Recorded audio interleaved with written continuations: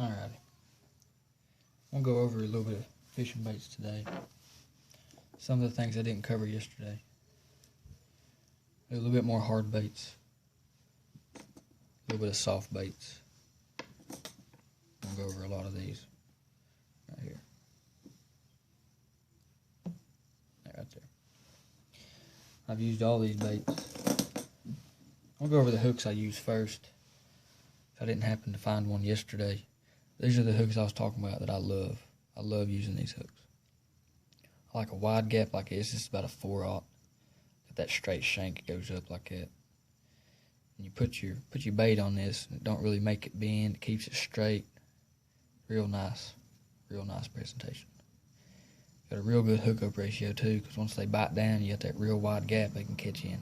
Not like a round bend that goes all the way forward, and they gotta bite farther up front. But this is the hooks I was talking about. I love it. They're really good hooks. I'd recommend these for fishing any type of plastic, really. For a Texas rig or weightless rigs or something like that. Couldn't really use this for a wacky rig or nothing, but it's just a really good hook. Good hook set ratio and everything. Alright. Start off with the first plastic. This is a 4-inch Cabin Creek green lizard. I caught my personal best largemouth on this. It's 4 pounds, 1 ounce. 19 3/4 inches long. Caught it in a farm pond. This is a really good bait for largemouth or smallmouth. I've caught both of them on this. It really ain't that hard to rig up, but the way they look on this big of a hook, see, it goes plumb back to the tail, and it don't really look right when they swim. So I wouldn't use a 4/0 hook on these 4-inch lizards. I'd use about a 3/0 would be good. You go about mid-body back, that way it gives you enough worm and plastic right there to reuse it. But a really good bait. I throw weightless a lot.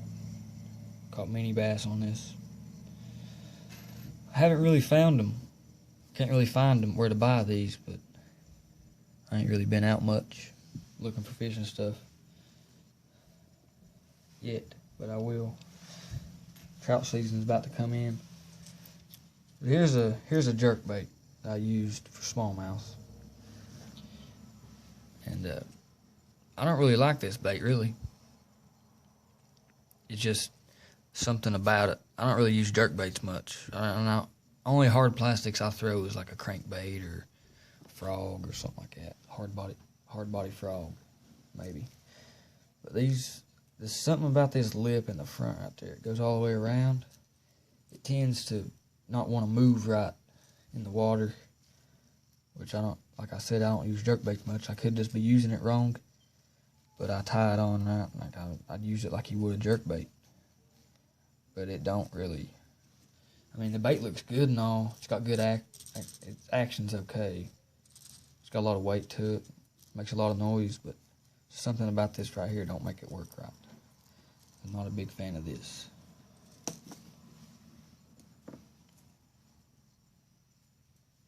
This is another bait that I threw a few times. Got a few strikes on it, but not really. Nothing big, you know. I ain't caught a lot of fish on this because I don't use it much. I throw plastics more than anything. Mainly spinner baits, Texas rigs, crankbaits, something like that. But this bait, it has good action. It throws a lot of water. It looks good in the water. Got the green and yellow skirts on the back. Looks good. The body looks good. Got the hard design. It's not easy to chip. I mean, the paint. It's got a real thick gloss coating over it. Real good detail. The front of it throws out a lot of water. Makes a lot of good action.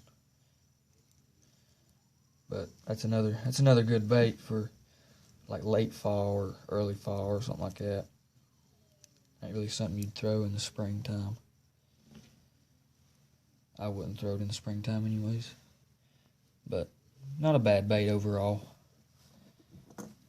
Alright. To the next one. The white fluke. It's a 5-inch. I've caught many bass on this. It's really good for pond hopping like slow moving waters, deep waters. And I'll throw it in the river around the weeds, around trees, stuff like that. Weightless, top water, works really well for smallmouth and largemouth. Caught both on them, both top water. I've tended to reuse these things a lot. I've got a mini fish out of one of them that lasts a pretty good while. You buy it in packages of 5 and 10. It's a Zoom brand. Really good bait. I love it. I'd recommend it for